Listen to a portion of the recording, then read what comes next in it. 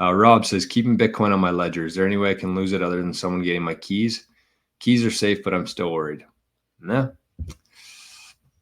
I probably would be too, Rob. I'm not going to lie to you. Let's put this one on the back burner for 1 sec. Actually, you know what? Let's dive into this right now while we're hot. So last week I did a video on cold storage tips, and it actually got a lot of traction on YouTube over the weekend. But I forgot to mention one thing, and that's kind of what I saw a video on it this morning. And so I forget what my advice was, honestly. I think I had 3 things, and I don't know if I can refresh them or not off the top of my memory. I think it was get something with an air gapped, like not Ledger, Cold Card, Jade, and the Passport wallet that we had here. That's number 1. Eliminate your single point of failure, which is 2. So either use a passphrase, use a multi-signature setup, but eliminate your single point of failure. And the other one I was thinking of after that, actually on Friday, I was thinking I missed this one. The third one is make sure you get it from a manufacturer. Don't be buying it on eBay, Amazon, local marketplace.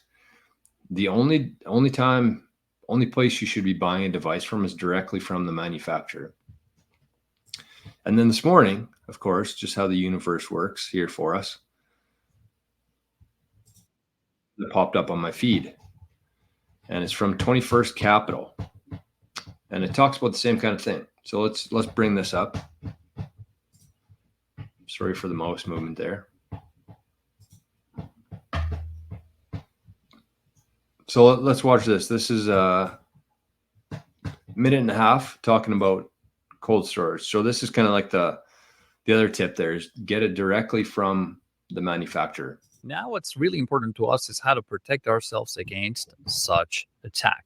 Well, if you understand what's happening, someone is taking control of the hardware wallet or some of the components that are coming from suppliers throughout the supply chain, right? So what you really have to be careful is, first of all, be very judicious in what hardware wallet company you choose and whether they have sufficient protections and quality control. But also you got to make sure that you acquire the hardware wallet through safe and secure channels.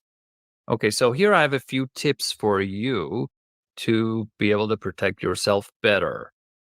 So first of all, you have to verify the authenticity of the hardware wallet device. The best way to do that is to acquire the wallet directly from the manufacturer, or if they have an official retailer, work with those. Second, be wary of discounts. Discounts are the primary mechanism where people can convince you to buy from a third party. Be cautious of unusually low prices, as they may indicate counterfeit or compromised products. Keep your hardware wallet's firmware updated to address any known vulnerabilities. If the manufacturer identifies a problem and solves it, you have to update the firmware to also patch that vulnerability in your hardware device. Lastly, be very careful with physical security. After you have acquired your hardware wallet, you should not let anyone have physical access to it.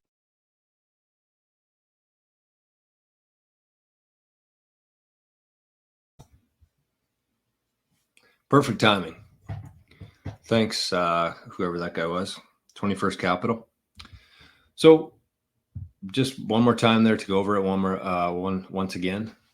I would say I don't think the brand matters too much. I see a question here. If you could choose between Passport versus Cold Card, what is your choice for everyday use? I still think that Cold Card is the top. That's the one I use, so I should believe that. But again, we went over the Passport last week, and the one nice thing about the Passport is he was just talking about the verification of your firmware. I found that process extremely easy on the Passport. All I did, I went to the website, I plugged in my micro SD card, I downloaded the file, the new update, the firmware update on the SD card. I ejected it, I plunked it into the Passport at the top, and I updated it very easily.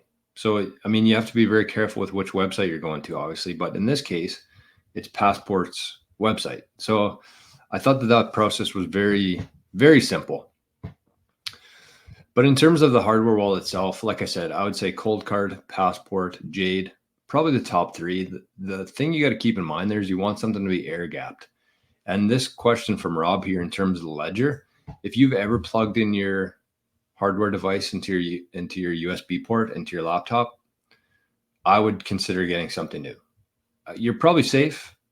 99% sure you'd be safe even if you plugged it into a laptop, but there's still a chance. And I wouldn't want to be taking any chances with Bitcoin. Most people, if you're at this stage right now, you've worked, you've taken your life's energy, your efforts, and you put it into Bitcoin in hopes to store it there for a long time and then some.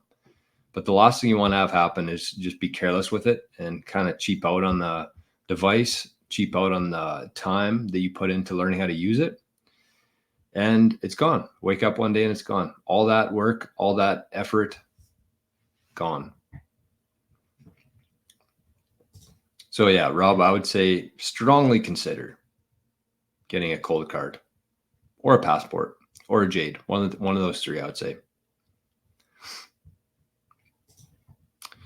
Market Anarchy, Coldcard with a hidden wallet, decoy. Great advice. That eliminates your single point of failure. You set up a password or your passphrase, and that's where your new wallet is. That's where your majority of your Bitcoin is stored. And then for your standard wallet, your 12 or 24 words, that's where you kind of keep about 5 or 10% of it.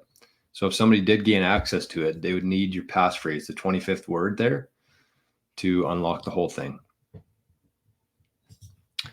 And Market Anarchy also said, I use my ledger as a honeypot decoy device in the safe. Not a fan of that company.